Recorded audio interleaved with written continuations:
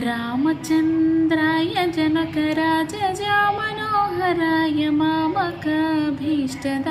महितमङ्गलम्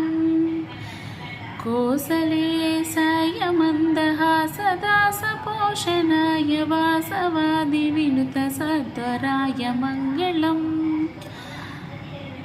रामचन्द्राय जनकराजजामनोहराय मामकाभीष्टदाय महितमङ्गलम् कोसलेशाय मन्दहासदासपोषणाय वासवादिविनुतसत्वराय मङ्गलम् चारुकुङ्कुमोपेति चन्दनानि चर्चिताय हारकटकशोभिताय भूरि मङ्गलम् रामचन्द्राय जनकराजजामनोहराय